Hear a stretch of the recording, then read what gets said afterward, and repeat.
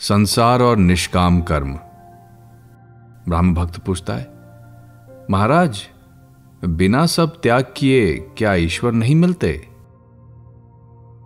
नहीं जी, तुम लोगों को सब क्यों त्याग करना होगा? तुम लोग तो बड़े अच्छे हो, इधर भी हो और उधर भी, आधा खांड और आधा शिरा। लोग हंसते हैं, बड़े आनंद में हो, नक्श का खेल जानते हो? मैं ज्यादा काट कर जल गया हूं, तुम लोग बड़े सयाने हो। कोई 10 में हो, कोई 6 में, कोई 5 में। तुमने ज्यादा नहीं काटा, इसलिए मेरी तरह जल नहीं गए। खेल चल रहा है, ये तो अच्छा है। सच कहता हूं, तुम लोग गृहस्थी में हो, इसमें कोई दोष नहीं, पर मन ईश्वर की ओर रखना चाहिए, नहीं तो ना होगा। एक हाथ से काम करो और एक हाथ से ईश्वर को पकड़े रहो। काम खत्म हो जाने पर दोनों हाथों से ईश्वर को पकड़ लेना। सब कुछ मन पर निर्भर है, मन ही से बद्ध है और मन ही से मुक्त। मन पर जो रंग चढ़ाओगे उसी से वो रंग जाएगा। जैसे रंगरेज के घर के कपड़े लाल रंग से रंगो तो लाल, हरे से रंगो तो हरे, सब्ज से रंगो सब्ज। जिस रंग से रंगो वही रंग चढ़ जाएगा। देखो ना, अगर कुछ अंग्रेजी पढ़ लो तो मुंह में अंग्रेजी शब्द आ जाते हैं, फुट, फट, इट, मिट, और पैरों में बूट, जूता, सीटी बजाकर गाना, ये सब आ जाते हैं। और पंडित संस्कृत पढ़े तो श्लोक आवृत्ति करने लगता है। मन को यदि कुसंग में रखो तो वैसी ही बातचीत, वैसी ही चिंता हो जाएगी। यदि भक्तों के साथ रखो तो ईश्वर चिंतन, भगवत प्रसंग, ये सब होंगे। मन ही को लेकर सब कुछ है। एक ओर स्त्री है और एक ओर संतान। स्त्री को एक भाव से और संतान को दूसरे भाव से प्यार करता है, किंतु है एक ही मन। ईसाई धर्म, ब्राह्म समाज और पापवाद। मन ही में बंधन है और मन ही में मुक्ति। मैं मुक्त पुरुष हूं, चाहे संसार में रहूं, चाहे अरण्य में। मुझे बंधन कैसा? मैं ईश्वर की संतान हूं, राजाधिराज का बेटा। मुझे भला कौन बांध सकता है? सांप के काटने पर यदि दृढ़ता के साथ ये कहा जाए कि विष नहीं है, तो सचमुच विष उतर जाता है। उसी प्रकार दृढ़ता के साथ ये कहते कहते कि मैं बद्ध नहीं हूं, मैं मुक्त हूं, वास्तव में वैसा ही हो जाता है। मनुष्य मुक्त हो जाता है। किसी ने ईसाइयों की एक किताब दी थी, मैंने पढ़कर सुनाने के लिए कहा। उसमें केवल पाप पाप ही भरा था। केशव के प्रति कहते हैं, तुम्हारे ब्राह्म समाज में भी केवल पाप पाप ही सुनाई देता है।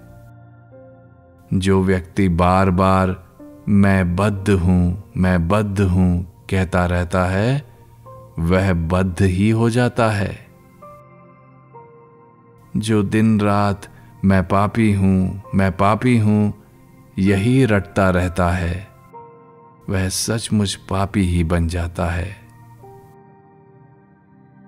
ईश्वर के नाम पर इस प्रकार का ज्वलंत विश्वास होना चाहिए।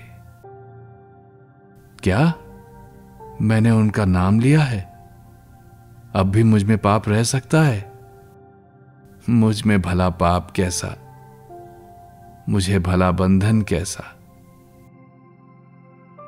कृष्ण किशोर सनातनी हिंदू था, सदाचार निष्ठ ब्राह्मण। एक बार वो वृंदावन गया था। एक दिन घूमते घूमते उसे प्यास लगी। उसने एक कुएं के पास जाकर देखा, एक आदमी खड़ा है। उसने उससे कहा, क्यों रे, तू मुझे एक लोटा पानी पिला सकता है? तू कौन जात है? वो बोला, महाराज मैं नीची जाति का हूं, चमार हूं। कृष्ण किशोर ने कहा, तू शिव शिव कह, ले अब पानी खींच दे। भगवान का नाम लेने से मनुष्य का शरीर, मन सब कुछ शुद्ध हो जाता है। केवल पाप नरक यही बातें क्यों? एक बार कहो कि जो कुछ अयोग्य काम किए हैं उन्हें फिर नहीं करूंगा, और उनके नाम पर विश्वास रखो। श्री रामकृष्ण प्रेमोन्मत्त होकर नाम महात्म्य गाने लगे। नाम महात्म्य गाने लगे। भावार्थ, दुर्गा दुर्गा अगर जपूं मैं, जब मेरे निकलेंगे प्राण, देखूं कैसे नहीं तारती, कैसे हो करुणा की खान। मैंने मां के निकट केवल भक्ति मांगी थी। हाथ में फूल लेकर मां के पाद पद्मों में चढ़ाया था। कहा था, मां ये लो तुम्हारा पाप, ये लो तुम्हारा पुण्य, मुझे शुद्ध भक्ति दो। ये लो तुम्हारा ज्ञान, ये लो तुम्हारा अज्ञान, मुझे शुद्ध भक्ति दो। ये लो तुम्हारी शुचिता, ये लो तुम्हारी असुचिता, मुझे शुद्ध भक्ति दो। ये लो तुम्हारा धर्म, ये लो तुम्हारा अधर्म, मुझे शुद्ध भक्ति दो। एक राम प्रसाद का गीत सुनो। भावार्थ, चल मन घूमने चलें, काली रूपी कल्पत्रु के नीचे तुझे धर्म अर्थ काम मोक्ष चारों फल पड़े मिल जाएंगे। अपनी प्रवृत्ति और निवृत्ति, इन दो पत्नियों में से तू केवल निवृत्ति को ही साथ ले। उसके विवेक नामक बेटे से तत्व ज्ञान की बातें पूछना। शुचि अशुचि दोनों को साथ लेकर तू दिव्य गृह में कब सोएगा? जब इन दो सौतों में प्रीति स्थापित होगी, तभी तू श्यामा मां को पाएगा। अहंकार और अविद्या तेरे पिता और माता हैं, दोनों को भगा दे। यदि मोह तुझे पकड़कर खींचे तो तू धैर्य रूपी खूंटे को पकड़े रहे। धर्म अधर्म इन दो बकरों को उपेक्षा रूपी खूंटे से बांधे रख। यदि वे ना माने तो ज्ञान खड्ग के द्वारा उनका बलिदान कर देना। प्रवृत्ति नामक पहली पत्नी की संतानों को दूर ही से समझाना। यदि वे ना माने तो उन्हें ज्ञान सिंधु में डुबो देना।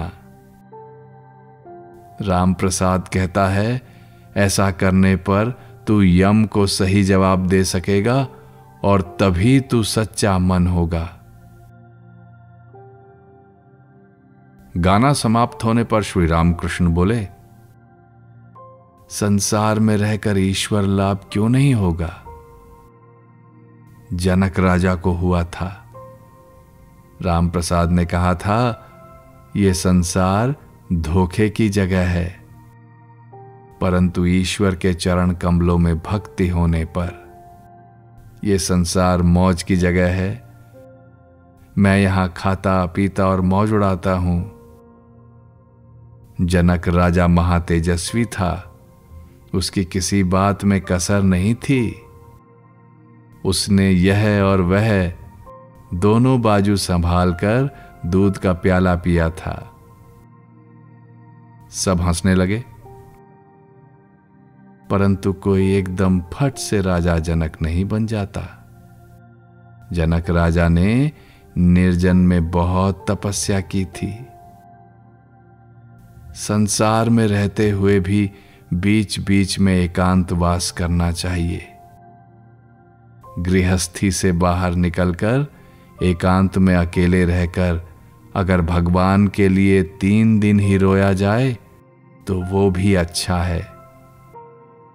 यहां तक कि यदि अवसर पाकर एक ही दिन निर्जन में रहकर भगवत चिंतन किया जाए तो वो भी अच्छा है। लोग स्त्री पुत्रों के लिए रोकर लोटा भर आंसू बहाते हैं। ईश्वर के लिए भला कौन रोता है? बीच बीच में निर्जन में रहकर भगवत प्राप्ति के लिए साधना करनी चाहिए।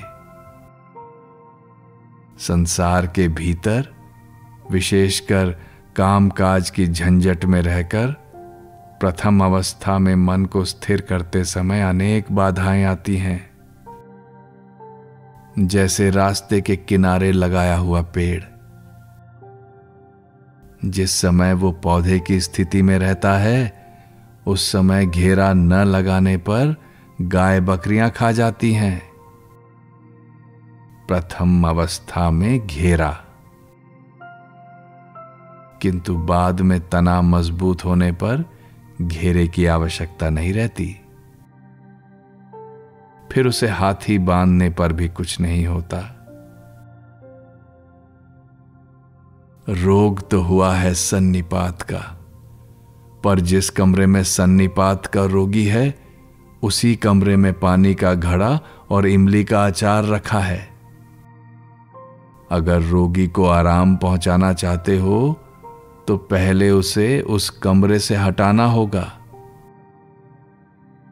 संसारी जीव मानो सन्निपात का रोगी है और विषय है पानी का घड़ा।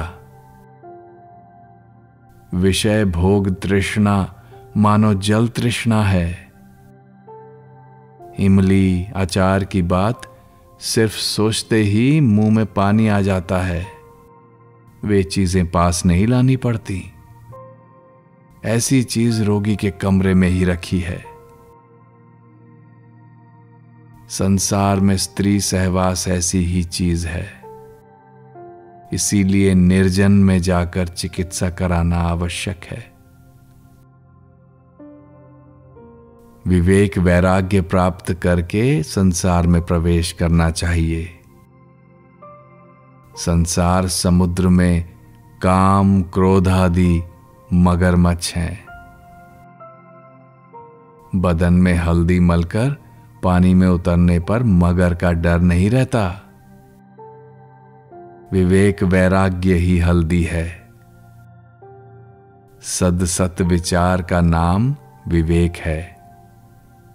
ईश्वर ही सत्य हैं, नित्य वस्तु हैं, बाकी सब असत अनित्य, 2 दिन के लिए है। ये बोध ही विवेक है। और ईश्वर के प्रति अनुराग चाहिए, प्रेम आकर्षण चाहिए, जैसा गोपियों का कृष्ण के प्रति था। एक गाना सुनो। भावार्थ: विपिन में बंसी बज उठी, मुझे तो जाना ही होगा। शाम मेरी राह देख रहा है, तुम लोग चलोगी या नहीं बताओ।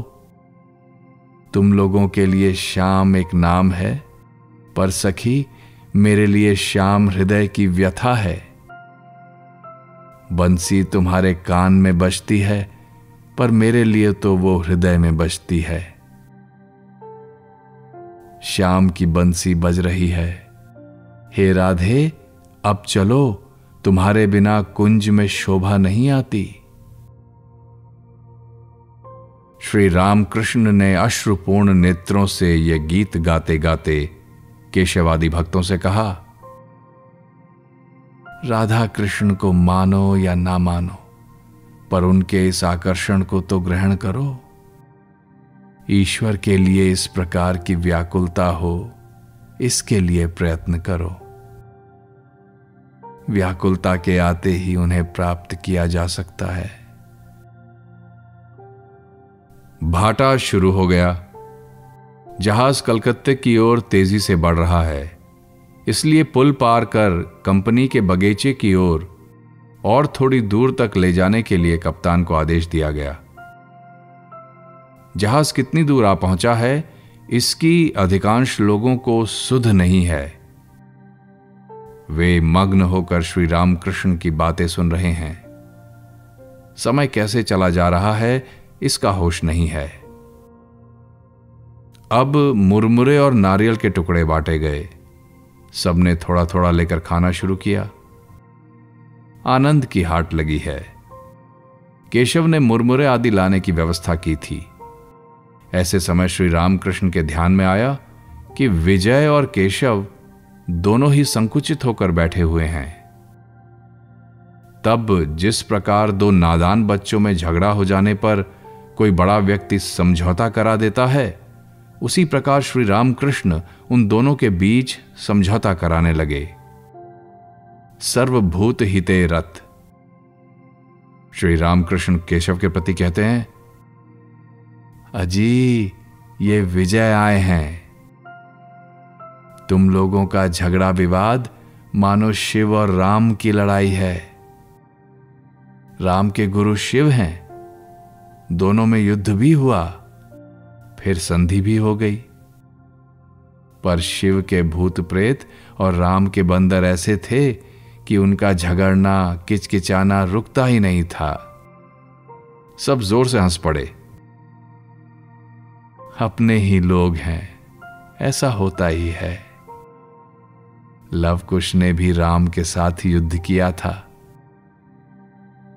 फिर जानते हो ना, मां और बेटी अलग से मंगलवार का व्रत रखती हैं।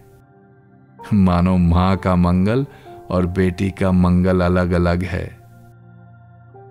परंतु वास्तव में तो मां के मंगल से बेटी का मंगल होता है और बेटी के मंगल से मां का। इसी तरह तुम में से एक के एक समाज है, अब दूसरे को भी एक चाहिए। पर यह सब जरूरी है। तुम कहोगे कि जहां भगवान ने स्वयं लीला की, वहां जटिला कुटिला की क्या जरूरत थी? पर जटिला कुटिला के सिवा लीला पुष्ट नहीं हो पाती, बिना उनके रंग नहीं चढ़ता। सब लोग जोर से हंसते हैं। रामानुज विशिष्टाद्वैतवादी थे, उनके गुरु थे अद्वैतवादी। आखिर दोनों में अनबन होने लगी।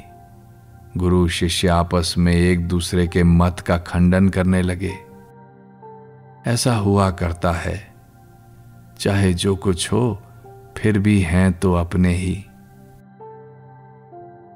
सब लोग आनंदित हैं। श्री रामकृष्ण केशव से कहते हैं, तुम स्वभाव परख कर शिष्य नहीं बनाते, इसीलिए आपस में इस तरह की फूट हुआ करती है। सभी मनुष्य दिखने में एक सरीखे हैं, पर हर एक का स्वभाव भिन्न है। किसी के भीतर सत्व गुण अधिक है, किसी के भीतर रजोगुण, तो किसी के भीतर तमोगुण। गुजिया बाहर से एक सी दिखाई देती है, पर किसी के भीतर खोया, किसी के भीतर नारियल, तो किसी के भीतर उड़द की दाल होती है। मेरा भाव क्या है जानते हो? मैं खाता पीता और मजे में रहता हूं, बाकी की सब मां ही जाने। 3 बातों से मेरी देह में मानो कांटा चुभ जाता है, गुरु, कर्ता और बाबा। गुरु एकमात्र सच्चिदानंद ही हैं, वे ही सबको शिक्षा देंगे। मेरा संतान भाव है। वैसे मनुष्य गुरु तो लाखों मिलते हैं, सभी गुरु बनना चाहते हैं, शिष्य कौन बनना चाहता है? लोक शिक्षा देना बड़ा कठिन है। यदि ईश्वर का साक्षात्कार हो और वे आदेश दें तो यह संभव हो सकता है। नारद, शुकदेव आदि को आदेश हुआ था, शंकराचार्य को आदेश हुआ था। आदेश ना मिलने से तुम्हारी बात कौन सुनेगा? कलकत्ते के लोगों की हुल्लड़बाजी तो जानते ही हो। जब तक नीचे लकड़ी जलती है तब दूध उफन कर ऊपर आता है। लकड़ी को खींच लेते ही सब कुछ शांत हो जाता है। कलकत्ते के लोग हुल्लड़बाज हैं। अभी एक जगह कुआं खोद रहे हैं, पानी चाहिए। वहां पत्थर निकलने लगे कि खोदना छोड़ दिया और एक जगह खोदना शुरू किया। वहां रेती निकलने लगी कि वो जगह भी छोड़ दी।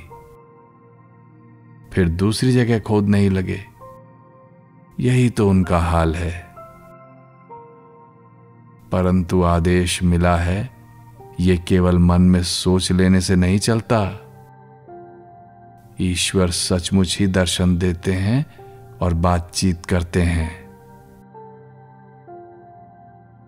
इसी अवस्था में आदेश प्राप्त हो सकता है।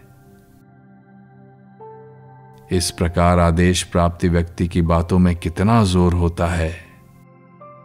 पर्वत भी टल जाता है। सिर्फ लेक्चर से क्या होगा?